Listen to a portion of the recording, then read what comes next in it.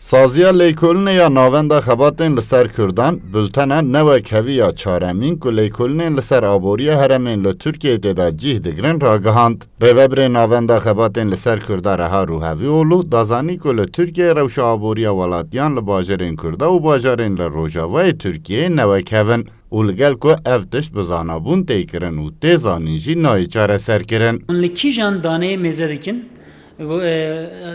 evek halekî xirab heye tim herêma me paş vemaye û tim neheqî lê hatiye kirin. Ciyê ku karlê hebe jî qezenca wan jî nemîne heve. Yani yekî em bêjin ez û tu karê mîne hevde dikin.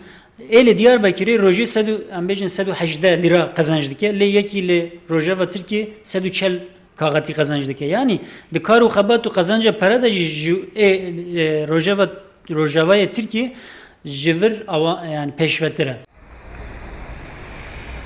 Civaknas Hanîfî Eren ku dehan sal di nav proje û saziyên geşepêdanê de kar û xebat meşandiye ji radgîne ku polîtîkayên dewletê heta ciyekî diyar rê dide geşepêdan û pêşketinên li herêmê û loma jî rewş wiha berdewam dike. Sebebê wê herî mezin bê devera me deverek cuda ye. Dewletî bi vîya hanê baş sale û bedram bi zanayî jî xwe li paş hatiye xistin. Me pir baş dîtiye ku ji deverek zêde naxwaze ku kesê vira û vê deverê pêş ve here.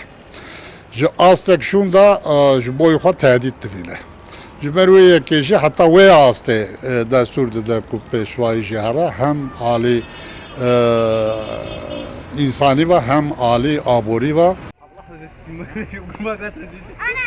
Lêkolîner û pisporbalê dikşînin ku çavkaniyên li Tirkiyeyê bi awayekî newekev tên parvekirin û di nav herêma ku bajarên Kurda lêne û yên li Rojavayê Tirkiyeyê de jî cudahî û cudagirtinên şênber hene. Sıddık Eren, Kurdistan 24, Diyarbekir.